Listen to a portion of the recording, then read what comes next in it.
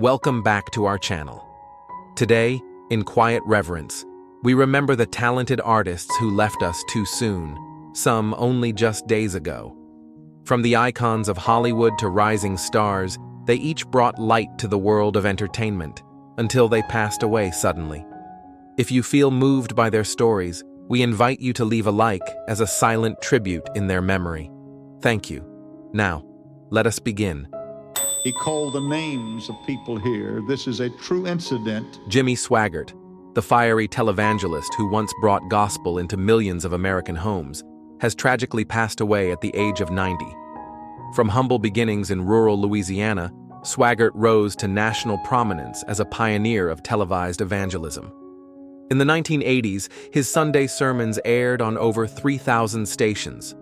He founded the Jimmy Swaggart Bible College and recorded more than 75 gospel albums, his deep baritone voice becoming a symbol of old-time faith across generations.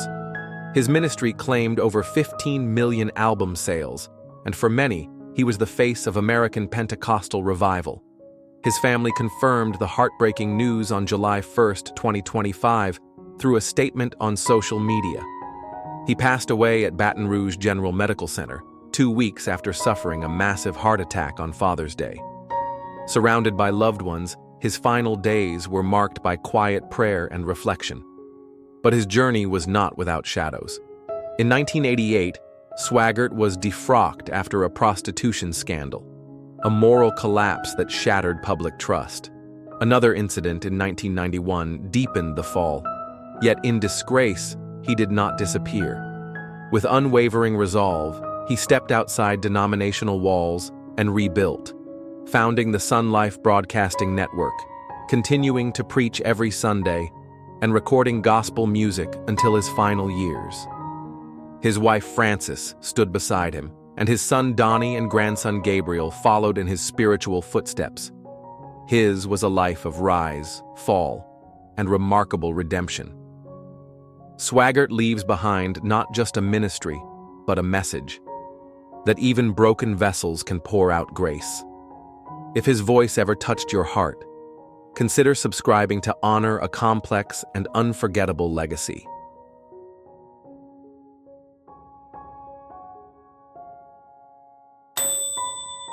Jim Shooter, the teenage comic book prodigy who reshaped Marvel and modern storytelling, has sadly passed away at the age of 73.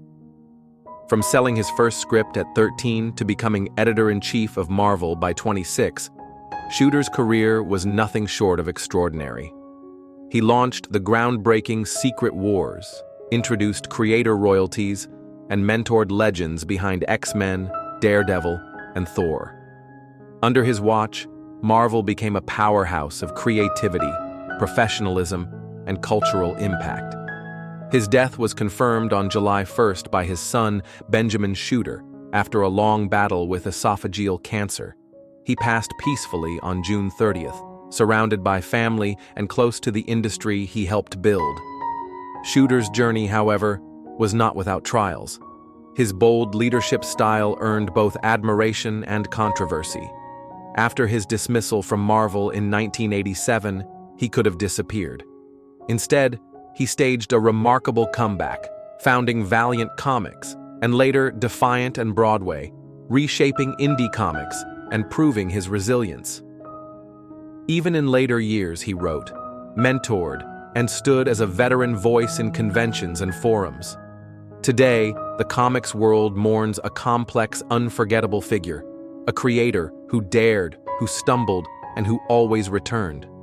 With an estimated net worth of around $10 million, Shooter's true wealth was in the universes he helped imagine, and the storytellers he empowered to dream beyond the page.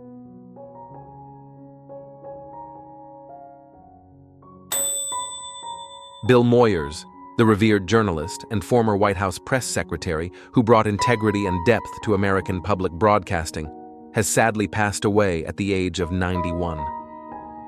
Across a career spanning 7 decades, Moyers became a defining voice in thoughtful journalism. From Bill Moyers' Journal to The Power of Myth, his PBS documentaries explored politics, faith, health, and democracy, with unmatched curiosity and compassion. Honored with more than 30 Emmys, 11 Peabody Awards, and a place in the Television Hall of Fame, he left an indelible mark on media and civic discourse. His death was confirmed by his son, William Moyers. He passed peacefully on June 26, 2025, at Memorial Sloan Kettering Hospital in New York, following a long illness linked to prostate cancer. Though he once served at the heart of power, Moyers chose a different path, leaving politics after the Vietnam War and rebuilding his purpose as a citizen journalist. He founded his own media company with his wife, Judith, financing and producing content free from corporate pressure. Even into his 90s, he remained active through books, podcasts, and public speaking. As tributes pour in, we remember a man who didn't chase fame, but clarity, who believed truth and empathy belong in every living room. With an estimated net worth of $5 to $10 million, he lived modestly, investing not in status, but in substance. His legacy continues in the journalists he inspired and the generations he challenged to think more deeply.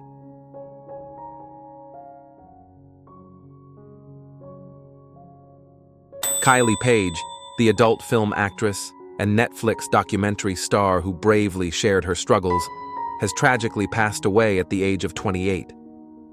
Kicking off her career in 2016, Kylie appeared in over 200 adult films, working with leading studios like Brazzers, Vixen Media, and Naughty America. She also gained mainstream attention in the Netflix miniseries Hot Girls Wanted, Turned On, 2017, where she spoke candidly about her battle with substance abuse, an act of honesty that resonated deeply, making her legacy more than entertainment, but a sobering call for empathy and awareness.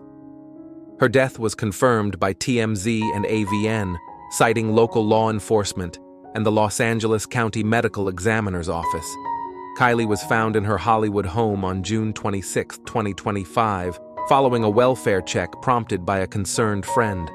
Preliminary reports indicate a suspected fentanyl overdose, drawing attention to the shadow she faced behind the glamour. Despite private battles with addiction, Kylie continued to work steadily, posting on social media until the day before her passing, demonstrating courage in her ongoing sobriety journey. Her openness about hardship allowed fans and peers to see her as more than a performer, a survivor, a spirit striving for redemption. Friends, colleagues, and fans remember her as warm, energetic, and kind. A GoFundMe was launched to bring her home to the Midwest and give her a proper farewell. While her life ended too soon, Kylie's legacy endures. Not for fame alone, but for her raw courage, emotional honesty, and the light she brought into dark corners.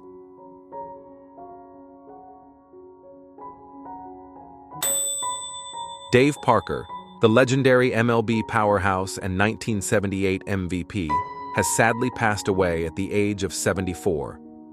A two-time World Series champion and a five-tool phenom, Parker dazzled fans with his cannon arm, slugging power, and larger-than-life charisma. His legacy was sealed with a .334 batting average and 117 RBIs during his MVP season, followed by All-Star Game heroics and a second championship with the A's. Known fondly as the Cobra, he stood at the heart of baseball's golden era. His death, after a long and courageous battle with Parkinson's disease, was confirmed on June 28th by the National Baseball Hall of Fame, just weeks before his long-awaited induction in Cooperstown. Behind the accolades was a man who faced adversity with grace. Despite battling illness for years, Parker remained a mentor, advocate, and voice of resilience in the baseball community. His joy upon receiving Hall of Fame honors last December symbolized a career redeemed and celebrated in full. He leaves behind not just titles, but a profound cultural impact, and a legacy valued far beyond trophies. With post-career business ventures and real estate, his net worth was estimated around $20 million. Teammates remembered him as larger than life, with an infectious laugh and enduring presence. Dave Parker's legacy lives on, in every fan he inspired, and every young player chasing greatness.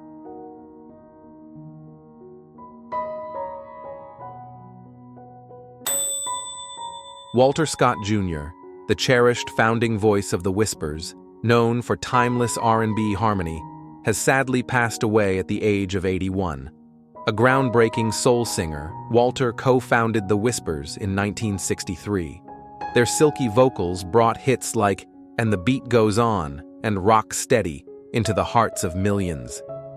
The group released over 20 albums, earned a Grammy nomination, and was inducted into the Vocal Group Hall of Fame in 2003, securing a cultural legacy that endures. His passing, confirmed by the Los Angeles Sentinel and former publicist Desiree Lee Benson Brockington, occurred in Northridge, California, after a courageous 6-month battle with cancer. Surrounded by loved ones, Walter left this world peacefully, his spirit embraced in warmth and dignity. Walter's life was not without hardship. Drafted to serve in the Vietnam War, he paused his burgeoning music career and returned in 1969 to rebuild his passion alongside his twin brother Scotty and original bandmates. That powerful comeback shaped the Whispers' signature sound and inspired a generation, a testament to resilience and veteran mentorship. A master of soulful expression, Walter remained humble through it all. His publicist shared, "We'll miss his warm presence, his wisdom, and the way he made everyone feel like they mattered." His loss is deeply felt among fans, fellow artists, and family. Walter is survived by his wife Jan, 2 sons, 3 grandchildren, and twin brother. His legacy lives on, in every harmony, every heartfelt lyric, and every fan touched by his music.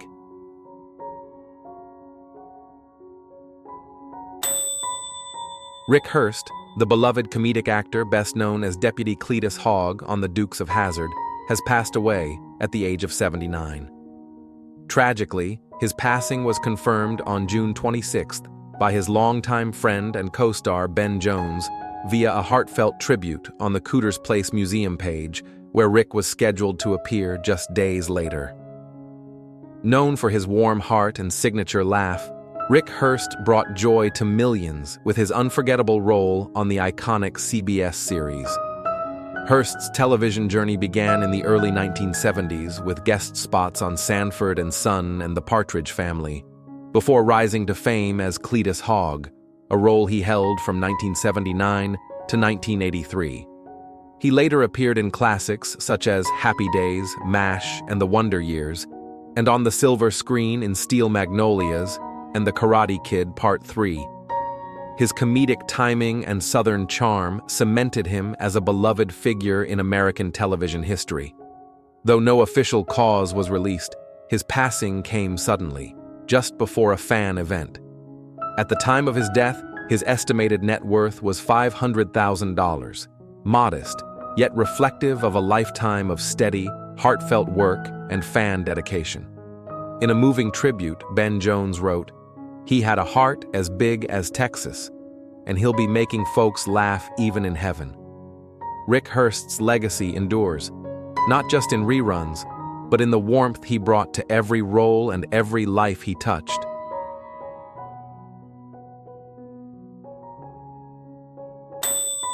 Joe Marinelli, the soulful character actor known for Santa Barbara and General Hospital, has passed away at 68. Tragically, Marinelli died on June 22nd in Burbank, California, after a battle with stomach and throat cancer. His death was confirmed by his wife, John Marinelli, and his longtime agent, Julie Smith. With over 50 television and film credits, Joe Marinelli made a lasting impression through his layered performances and undeniable charm.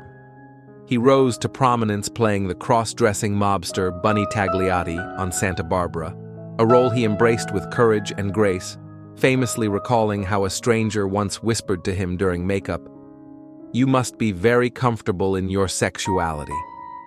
Marinelli's career flourished across decades, with roles in General Hospital, Guiding Light, ER, The West Wing, Ray Donovan, and most recently, The Morning Show.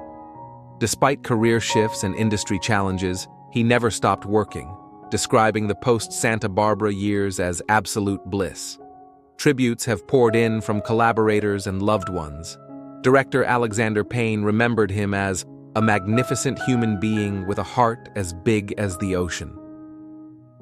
Actor Mark Duplass spoke of a spiritual kinship, while Lee J. McCloskey called him a philosophical friend and storyteller extraordinaire. Joe Marinelli is survived by his wife Jean and sons Vincent and David. His legacy of empathy, authenticity, and the power of soulful storytelling will live on in every role and every life he touched.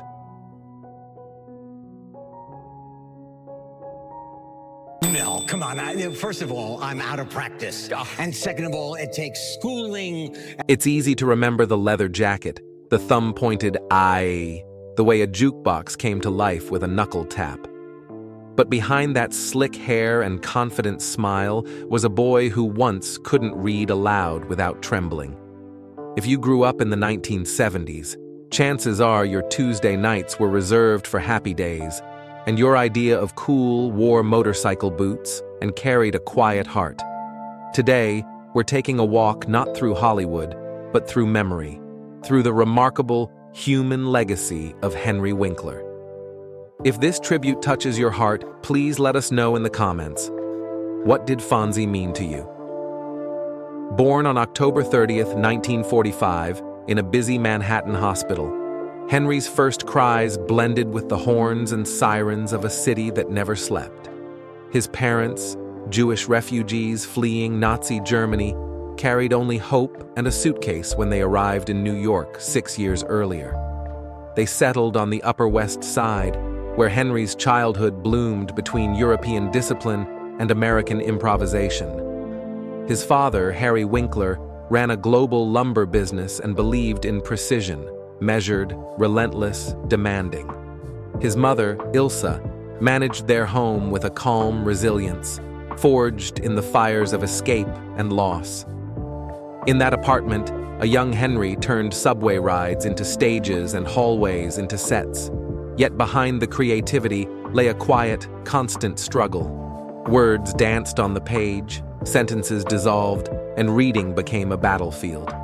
Teachers dismissed him as lazy. Report cards carried cruel misunderstandings. Henry, unaware of the condition known as dyslexia, lived with an unnamed weight. There were years, he later said, when I believed I was stupid, every single day. But somewhere between kitchen table battles and missed spelling tests, his imagination found shelter. At East 87, and later the private McBurney School, he discovered storytelling as a lifeline.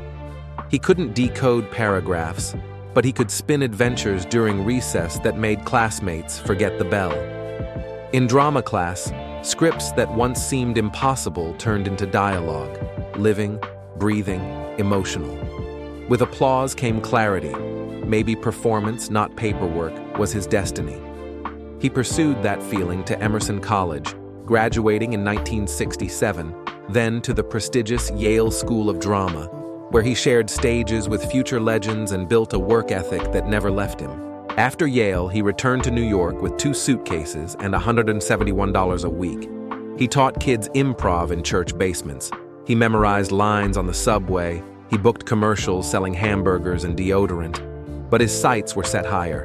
In 1973, he drove west in a battered Volkswagen, rehearsing accents with the radio, carrying nothing but instinct and a dream. Los Angeles was a sea of palm trees and possibility. Henry lived above a garage in Laurel Canyon, rising before dawn to rehearse scenes in the mirror and wait at studio gates with headshots in hand. Guest roles followed, on The Mary Tyler Moore Show, then in The Gritty Lords of Flatbush, opposite a then-unknown Sylvester Stallone. It was there that producer Gary Marshall scribbled a note beside Henry's name. Possibly Fonzie. That possibility became a cultural phenomenon. At just 5'6", wearing a windbreaker instead of a leather jacket, Henry walked into the casting room and created magic. He lowered his voice, cocked his head, and delivered 2 lines that filled the room with laughter. The part was his in 5 minutes. But the pilot of Happy Days billed him 8th. No one yet knew the impact this quiet rebel would have. By episode 3, that changed. Teens mimicked the double thumbs up. Barbers gave pompadours. Parents tuned in beside their children. Fonzie wasn't just a character. He was an idea. That kindness could be cool. That confidence didn't have to be loud.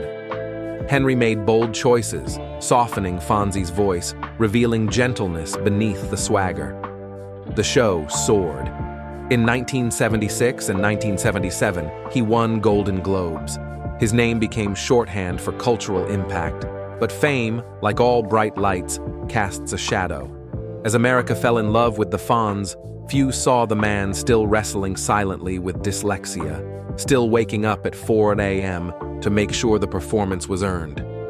Few knew that beneath the surface of sitcom success lay a young man still trying to prove to his father that he was enough.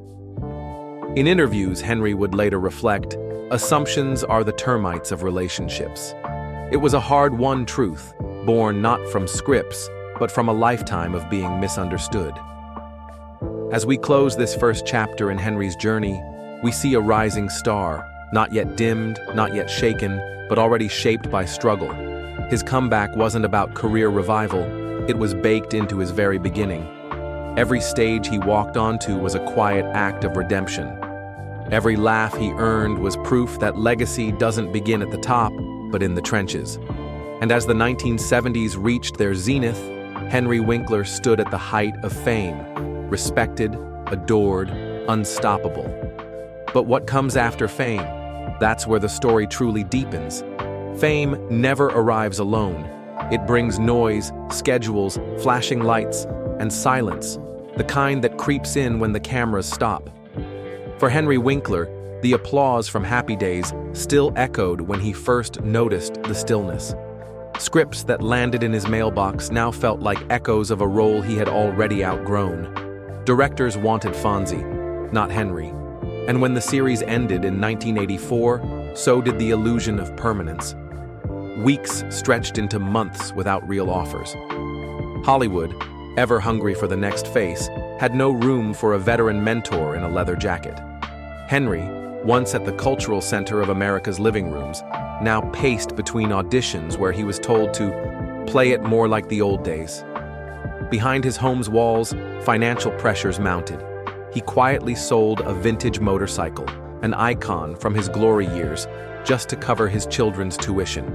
For the man who once made jukeboxes sing with a glance, it was the sound of survival. But the deeper crisis came not in career, but in blood. In November 1995, while filming a guest role just miles away, Henry received the call that his father, Harry Winkler, the stern lumber executive who taped failed report cards to the fridge, had died of a sudden heart attack. Henry didn't make it in time. The regret would echo louder than any line he'd ever forgotten. Just months before, father and son had finally spoken openly about Henry's dyslexia. Harry had apologized, quietly and without condition, for all the years he hadn't understood. And now, standing over the casket, Henry realized something that would redefine his own legacy. All those fans, all those laughs, all those standing ovations, somewhere deep down, they had all been performances for one audience. He had spent decades chasing a single nod from his father. "Mourning," he later wrote, "is a rehearsal you can't prepare for." From that pain bloomed purpose. He began funding scholarships in his father's name for immigrant students, chasing the same American dream. It was the beginning of a sobriety journey of the spirit, letting go of resentment, holding on to meaning. Then, in 2001, another wave hit. His wife, Stacy, was diagnosed with breast cancer. While the world saw a smiling celebrity on late-night shows, Henry was driving her to chemotherapy at dawn, then returning home to tell bedtime stories with steady hands and a trembling heart. His stepson, Jed, battled substance abuse throughout the 90s, dragging the family through interventions and courtrooms. Henry, ever the student, attended Al-Anon meetings in dimly lit church basements, learning the quiet heroism of setting boundaries with love. And still, the world turned. The 1994 Northridge earthquake shattered his studio office.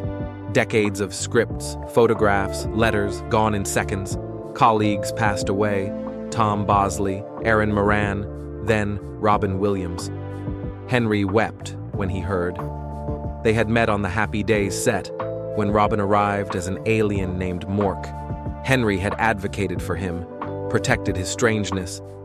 Years later, when Robin died by suicide, Henry organized a fundraiser for mental health support. But behind the microphone, his voice cracked. "He made us laugh," he said, but something inside him didn't get the memo. What kept Henry standing wasn't applause, but ritual. Each morning, he swam or walked. He carried an extra pillow during travel, a small personal comfort, a softness against the world's sharp edges. He meditated, he journaled. He relearned how to memorize lines, converting words into mental images, a trick he'd mastered in college. His dyslexia hadn't vanished, but he had stopped fighting it and started listening. "You have to meet yourself where you are," he once told a group of students, "not where someone else says you should be." That mindset became his mantra. And in 2003, he did something revolutionary. He turned his shame into story. Together with author Lynn Oliver, he created Hank Zipser, a children's book series about a dyslexic fourth grader whose heart was bigger than his attention span. It was funny, tender, and unapologetically personal. Teachers wrote in tears. Parents said their kids finally felt seen. Henry read those letters aloud to his wife. Sometimes he kept them in his briefcase, just to remember. Here, the comeback wasn't a new show. It was a return to self. Through the character of Hank, Henry Winkler reclaimed the boy who used to stare out the classroom window, too afraid to raise his hand. It was redemption, not through a role, but through connection. And slowly, a new chapter opened. Voice work, theater. A quirky lawyer named Barry Zuckerkorn on Arrested Development, a nervous coach in The Waterboy. He wasn't chasing cool anymore. He was rewriting it. Then came Barry, HBO's pitch-black comedy where he played Gene Cousineau, a failed actor turned bitter drama teacher, full of delusion and aching need. The role earned him a Primetime Emmy in 2018. But more than that, it showed the world that Henry Winkler wasn't frozen in the past. He had evolved. "The audience doesn't owe you anything," he said in his Emmy speech, hands trembling. "You earn them, one moment at a time." And earn them he did, not with noise, but with quiet strength. By now, his legacy had expanded. Actor, author, veteran mentor, advocate, father, husband. A man who had been buried beneath expectation and risen, not with thunder, but with grace. As the lights of Hollywood shifted, Henry Winkler stood not as a relic of a bygone era, but as a living testimony that joy can return after silence, that reinvention is always possible, and that some of the most powerful stories begin after the credits are supposed to roll. These days, Henry Winkler rises before the sun. He ties his shoes with the same quiet focus he once used to memorize scripts on subway rides. He steps out into the Los Angeles dawn and walks beneath the lavender blooms of jacaranda trees, earbuds playing jazz, his silhouette softened by morning light. He no longer chases roles, he chooses rhythms. Peace, not applause, sets the tempo. At nearly 80, Henry is still working, but differently. He co-authors the Alien Superstar series, a middle-grade adventure that fuses Hollywood satire with intergalactic comedy, all from the perspective of an outsider trying to belong. He coaches young actors over Zoom, their nervous faces lighting up as Fonzie himself gently corrects a line reading. He lectures at USC, sharing not just technique, but perspective, earned the hard way. When asked what he looks for in an actor, he replies simply, warmth and the willingness to get it wrong. He knows what it means to get it wrong and to come back. In 2025, Henry is returning to television in Hazardous History with Henry Winkler, a History Channel series about the strange, reckless inventions of America's past, from asbestos ornaments to radioactive toys. It's fast, funny, and a little bit haunting. just like him. Once again, he turns education into entertainment, advocacy into art. But this isn't about staying relevant. It's about staying useful. His wealth, estimated at $40 million, is not his proudest asset. Instead, it's the letters from children who read Hank Zipser and found courage to raise their hand in class. It's the libraries that host dyslexia screenings because of his efforts. It's the reading labs he's funded, the theater programs for foster youth, the way he signs every autograph with eye contact, no matter how long the line. Henry Winkler's legacy is not stored in trophies, though his Emmy, Golden Globes, and Walk of Fame star are part of the record. His true cultural impact lies in every person who saw themselves in the boy who struggled to read, or in the grown man who dared to admit it. He still travels with an extra pillow, a ritual of comfort. He still walks every morning, a practice in presence. He still believes that cool is kindness, not rebellion. He said it often, with that familiar twinkle. Cool isn't leather, it's kindness. That quiet mantra defines his redemption. Not a dramatic fall and rise, but a lifelong commitment to becoming more whole, more honest, more generous. He lives by instinct now. Your mind knows some things, he once said, but your instinct knows everything. Listen to that voice. It will never steer you wrong. His health, long challenged by years of onset stunts and anxiety, is now tended with care. Physiotherapy, swimming, and Pilates replaced the adrenaline of sitcom sets. His diet is simple. His joy is family. He and Stacy, cancer-free and glowing, share coffee each morning like a ritual. Evenings are reserved for their grandchildren, who call him Papa Z, a playful nod to Barry Zuckercorn. Sometimes they ask him about Fonzie. He smiles and says, "That was someone I knew once. He taught me how to walk into a room." It is in these moments, the unrehearsed, unfiltered, untelevised ones, that his true sobriety journey shines. He no longer performs to prove something. He teaches, writes, walks, and lives to give something. The veteran mentor has become a quiet lighthouse for those navigating storms he's already survived. Picture it, the last light of day hitting the silver in his hair, a dog leash in one hand, manuscript pages in the other, jazz playing softly. A man who has faced rejection, typecasting, loss, misunderstanding, and turned each into fuel for compassion. He doesn't dwell in nostalgia. He drafts new chapters, or as he tells students, Sharpie in hand, ready to sign headshots. Yesterday is a rerun. Tomorrow's episode is still in rewrite. Keep your pencil moving. That's the story of Henry Winkler. A story of comeback, of redemption, of a boy who couldn't read aloud in class, but now speaks to millions. A story not defined by coolness, but by kindness. And if it's touched you, share it, subscribe, and let us know in the comments. What chapter are you still writing?